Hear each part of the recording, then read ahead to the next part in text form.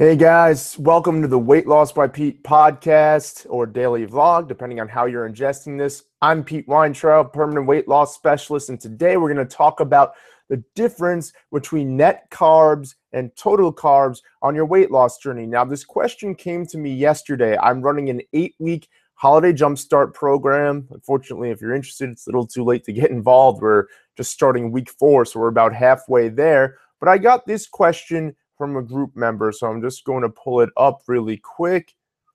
Here it is. And it says, I'm not eating grains, potatoes, or lentils, but I am struggling with getting carbs around 10%. I would like some suggestions to keep it around 10%.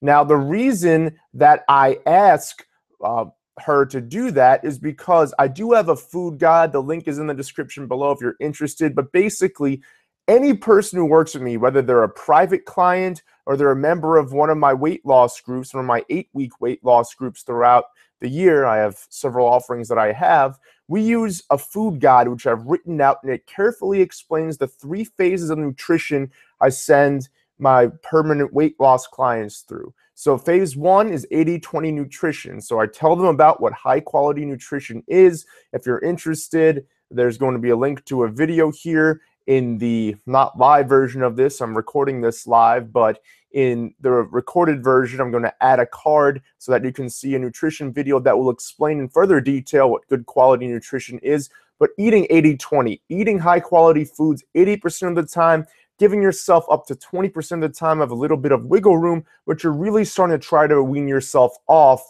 of bad foodstuffs.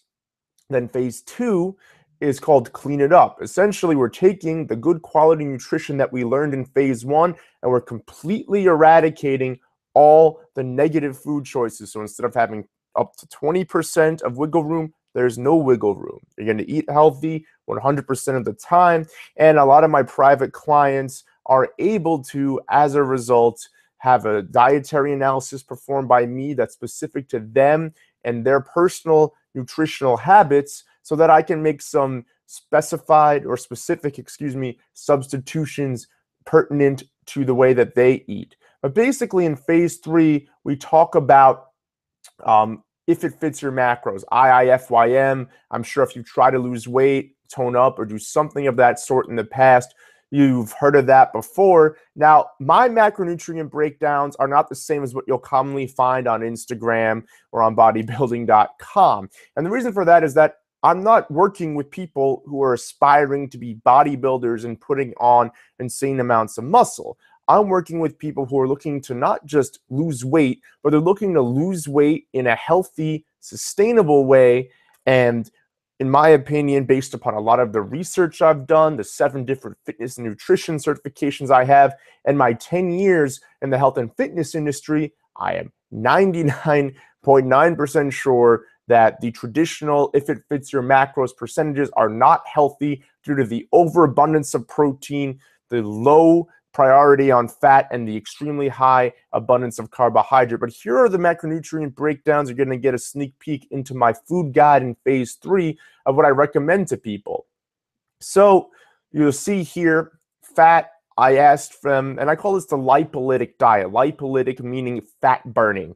So fat, I ask my clients to try and eat anywhere from 60 to 70% of their daily intake from dietary fat. We're not talking about trans fats and omega-6 fats per se, but more omega-3 fats, healthy animal fats, also nuts and seeds, avocado, things like that. Then protein intake, we're looking at anywhere from 20 to 30% of their daily intake, and lastly, 0 to 10% from carbs. And this is how I did things for quite a long time.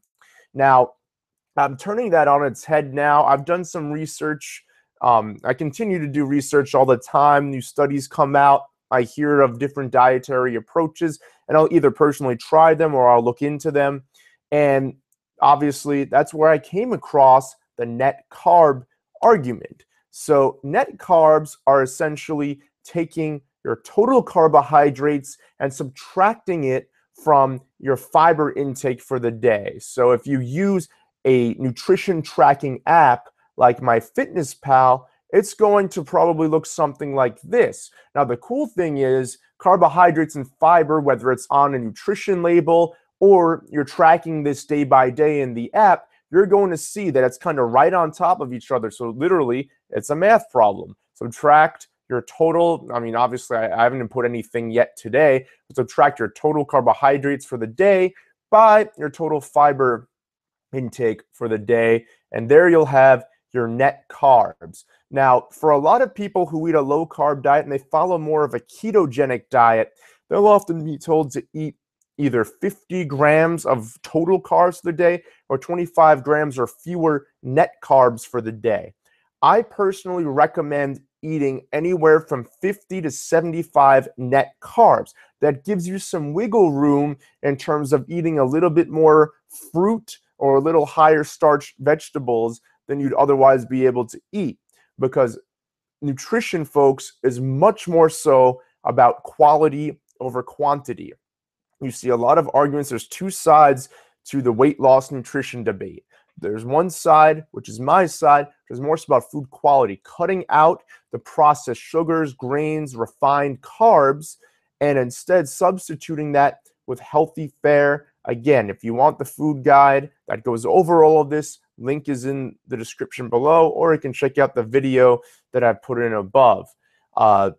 Then the other side of the argument is that no, there has to be a total caloric deficit all the time. If you do that, it doesn't matter so much what you eat, it matters how much you eat.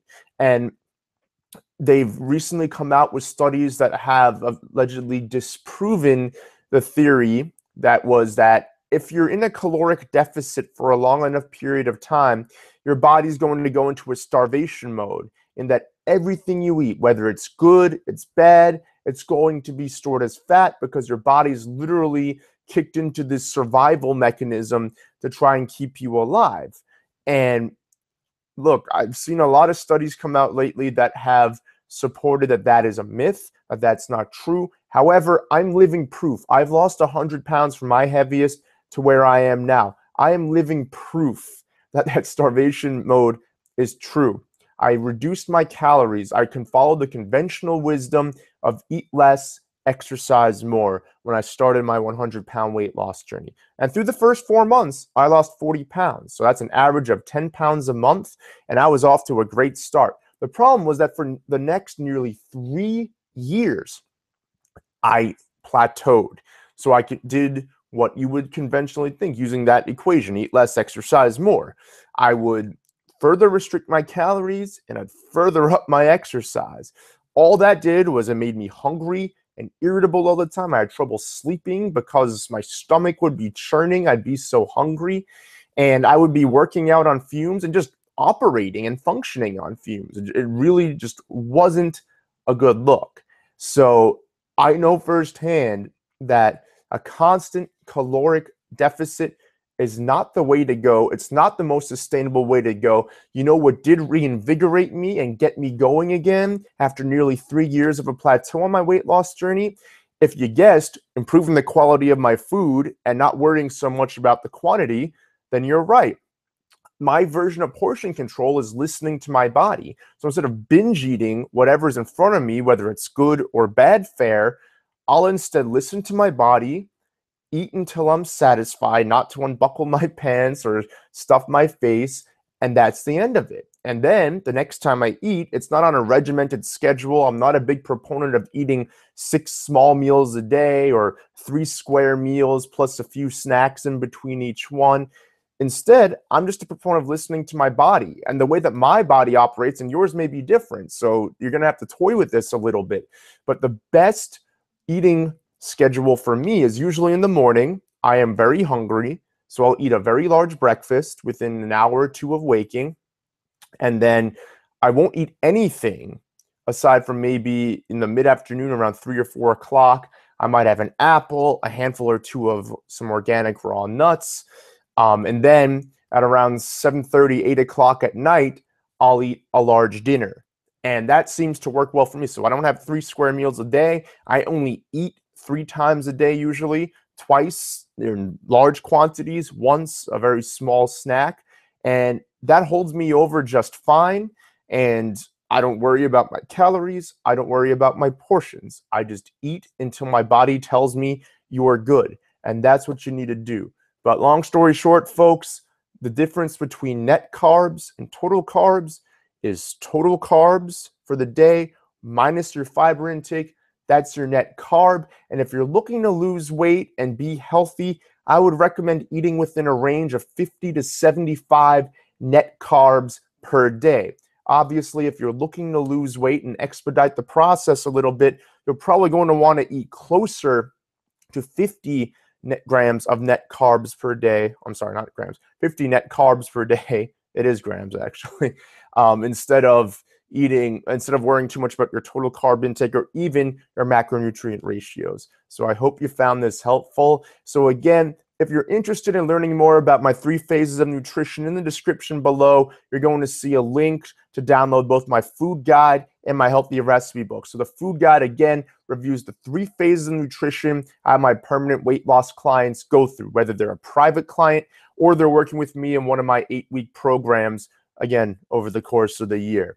So the food guide is broken down into 3 phases. One is 80-20 nutrition. It just educates you on what healthy nutrition is and has you slowly weaning yourself off of any of the junk that you're ingesting currently. Phase 2 is cleaning it up, getting rid of all the junk. And then phase 3, which is towards the end of your weight loss journey from the last 5 to 15 pounds, let's say, is expediting the process, but doing so in a healthy way by counting your macronutrient ratios, particularly for your fat and your protein intake, and reducing your carb intake to 50 to 75 net carbs per day, or 0 to 10%. But quality is the key in the food guide, and that's what it'll educate you on.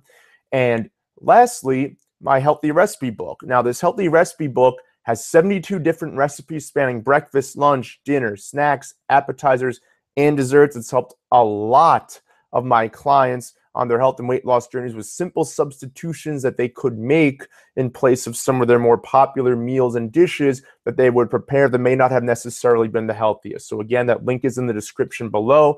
Feel free to check that out. If you found this video or this podcast informative, please subscribe either to the YouTube channel or to my podcast. I thank you again for watching. This is Pete Weintraub, permanent weight loss specialist, signing off. Hope you have a great rest of the day, and I'll talk to you soon.